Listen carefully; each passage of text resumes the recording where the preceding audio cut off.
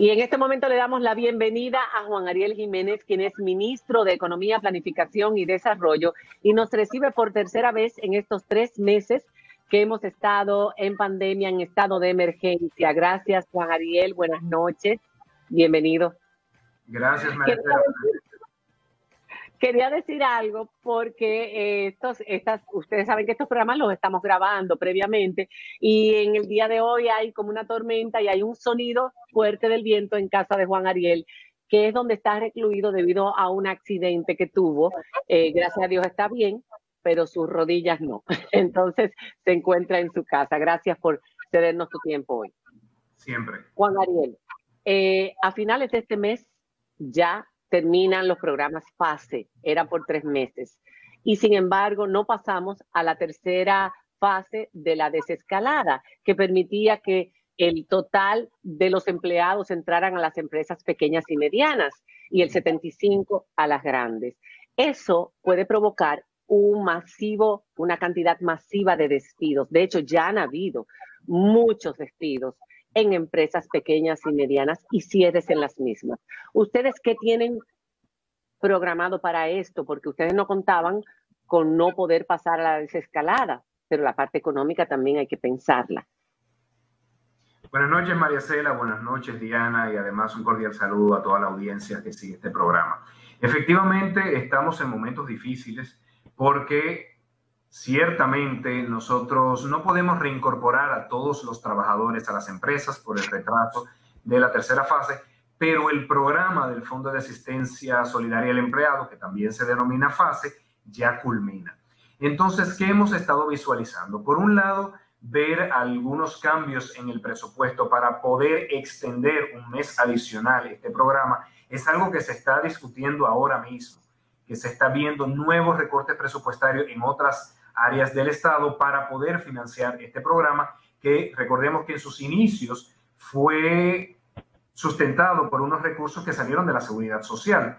Entonces, claro, con el presupuesto complementario estamos viendo cómo reajustar recursos para extenderlos un mes adicional porque, tal como planteas, María Cela, no se está pasando a una etapa en la que puedan estar 100% de los trabajadores.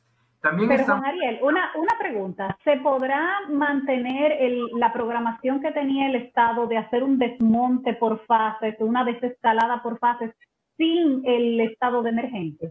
Sí, de hecho es una muy buena pregunta porque el estado de emergencia nos permitía limitar algunos derechos constitucionales, libertad de tránsito, libertad de reunión, de asociación, que ahora no se puede. Entonces lo que estamos es visualizando la aplicación de las disposiciones de la Ley General de Salud, la 4201, para limitar no ya el derecho del ciudadano, sino las empresas, en cuáles pueden operar, en qué horarios pueden operar, por ejemplo, para evitar la movilidad nocturna y además la cantidad de empleados. Entonces, ¿cómo conciliar la salud y la economía en estos momentos? Yo creo que será fundamental el uso del Fondo de Garantías que ya se va a lanzar para poder disminuir el costo de financiamiento de las empresas para que puedan, digamos, financiar estos meses que van a tener limitaciones tanto de operación como de demanda, porque la economía no está, digamos, en un 100% activa.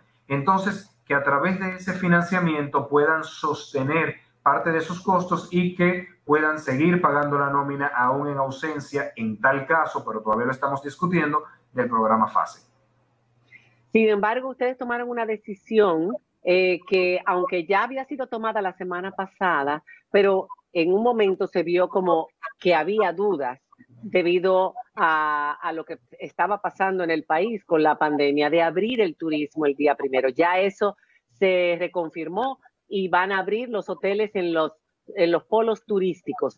Quería saber, la vida que se genera alrededor de los polos turísticos también, las comunidades, ¿abrirán esos negocios, los restaurantes? Sobre todo porque esos polos turísticos no están siendo tan afectados como, por ejemplo, el Gran Santo Domingo o San Cristóbal, que son algunas de las 2 de las provincias más afectadas en este momento.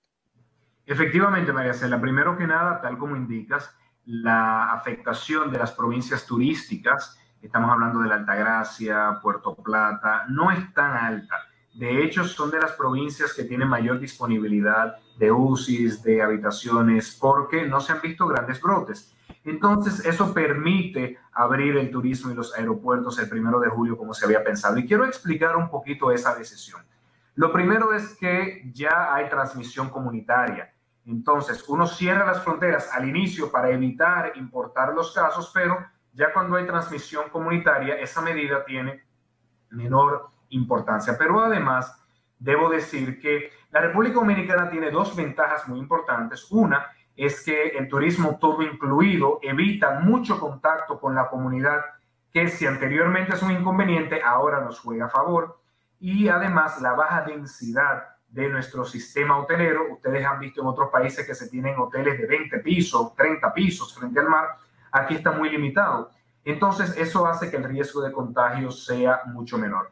Además, aeropuertos como el de Punta Cana puede operar con ventilación natural, que es importante para prevenir el contagio. O sea que sí se está permitiendo el turismo sabiendo y estando conscientes de que va a tener una limitación natural, porque no muchos turistas quieren viajar, sobre todo los turistas que vienen de Eso Europa. lo sabemos, claro.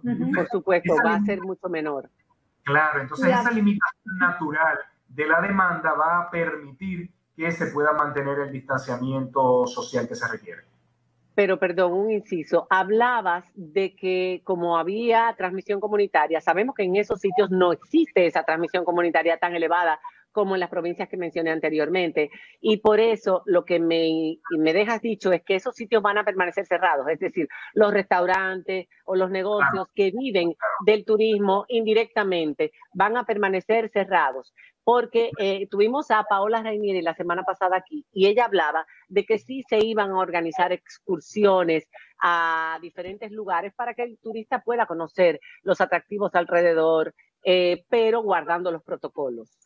Sí se iba a permitir que los turistas pudieran salir del hotel. Así es. Bueno, decir varias cosas. Primero que nada, hay muchos establecimientos, incluso dentro del hotel, que tendrán que permanecer cerrados. Estamos hablando de los bares, las discotecas dentro del hotel tienen que permanecer cerrados. Los restaurantes fuera del hotel también tienen que permanecer cerrados como el resto del país. Sí, una excepción que se ha discutido y aprobado es el de excursiones. Y el tema de las excursiones se va a permitir, primero que nada, con citas para que no coincidan grupos y manteniendo las medidas de distanciamiento social, sobre todo las excursiones que son al aire libre, porque ya hemos dicho que las actividades al aire libre con ventilación natural tienen menor riesgo de contagio. O sea que efectivamente excursiones permitidas, aunque limitadas, pero un sinnúmero de establecimientos como las discotecas que hay famosas, los bares y algunos restaurantes, pues tienen que permanecer como el resto del país. Los casinos también tienen que permanecer cerrados. Pero con la apertura de las fronteras aéreas, Juan Ariel, ¿se piensa dejar con restricción de vuelo países donde en este momento hay brotes activos como Brasil o como algunos estados de los Estados Unidos? Eso estamos discutiendo ahora mismo. ¿Cuál sería el criterio para que no se vea como una decisión medalaganaria de un país sí, un país no? Estamos discutiendo el criterio que al implementarlo permitiría que solamente se acepten turistas de un grupo de países y de otros no, sabiendo que eso tiene implicaciones de reciprocidad. Cuando uno establece eso, pues el país normalmente tiene la misma restricción con República Dominicana, aunque entiendo que los dominicanos no estamos viajando mucho.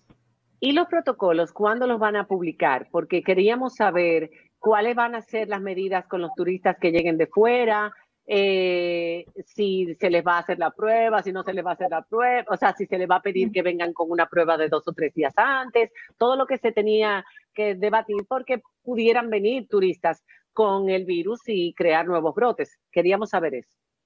Sí, los protocolos van a ser publicados este fin de semana, ya han sido consensuados al interno del gobierno, incluso con el sector, y estamos en fase de diagramación. O sea que ya este fin de semana se va a saber. De todas formas, les puedo dar algunas informaciones. Sí que las personas deben venir con una prueba realizada de sus países, preferiblemente no más de 5 días, y aquellos que no lo puedan conseguir, porque hay países que hemos investigado que no es tan sencillo conseguir la prueba, pues se tiene que hacer una prueba al ingreso y que estaremos monitoreando aleatoriamente estos casos, tal como se hace con otras actividades. Juan Ariel, quiero preguntarte por el dólar. La última vez que te entrevistamos, tú nos decías que no había una situación preocupante con el dólar. Sin embargo, ha ido subiendo. Hoy en los bancos comerciales lo tienen al 58,25, pero eso es en los bancos comerciales. Cuando te vas a las casas de cambio está al 60, al 61. ¿Hay alguna esperanza de que el dólar regrese al nivel que estaba en marzo, a mediados de marzo? ¿O por el contrario, que siga subiendo? No esperanza, pero posibilidad de que siga subiendo. Yo creo que el dólar se irá comportando conforme vayamos teniendo ingresos de divisas en el país.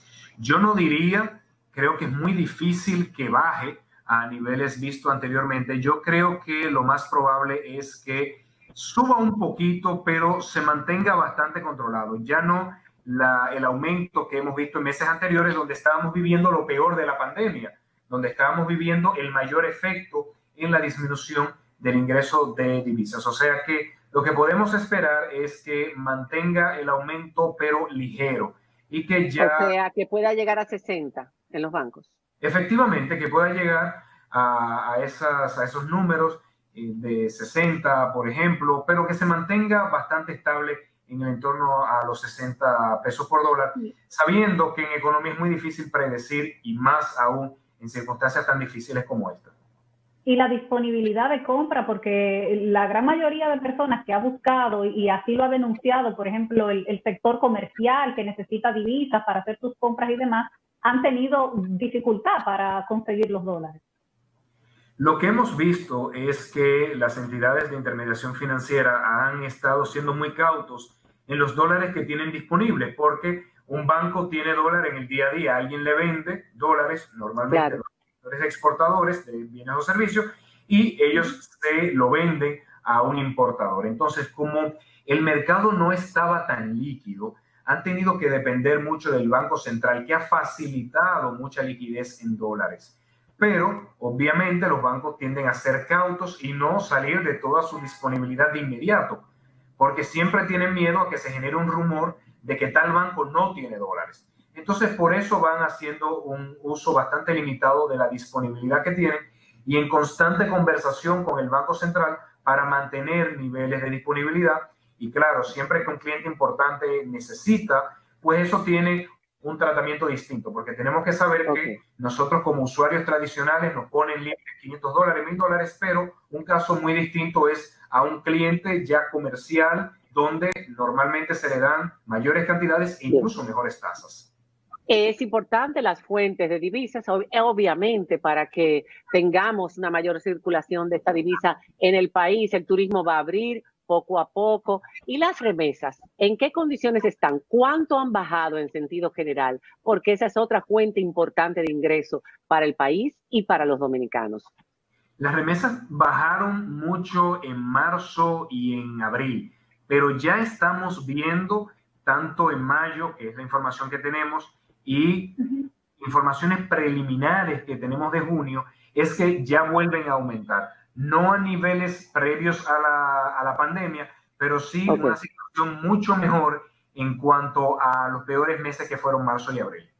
Ok, y para cerrar, que ahora viene un cambio de gobierno, ya sea de un candidato distinto al presidente dentro del PLD o de otro partido político, ¿qué es lo que le va a esperar a este gobierno, a este nuevo gobierno en cuestiones económicas? Económicamente hablando, ¿cómo va a estar el país?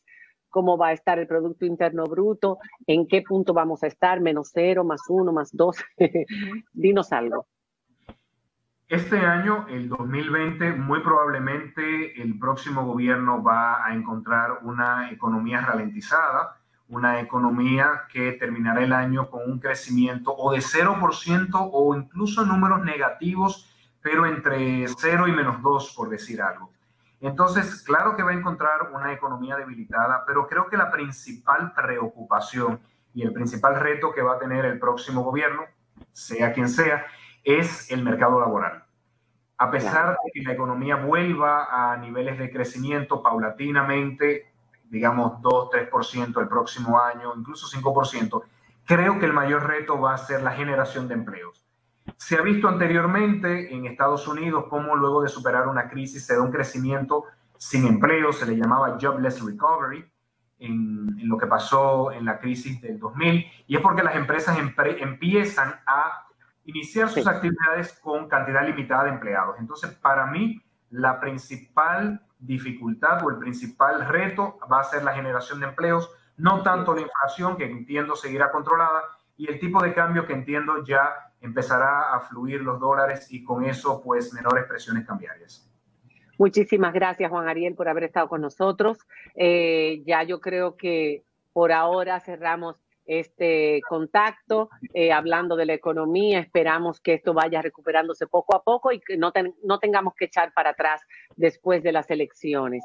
Gracias por tu colaboración, siempre dispuesta, amable y gentil. De verdad que sí. En el próximo bloque tenemos con nosotros a Cani García, la cantautora boricua, desde su casa en Miami. Nos habla de su nuevo disco, de su vida, de su pareja, de su nuevo matrimonio y mucho más. No se lo pierda cuando regresemos.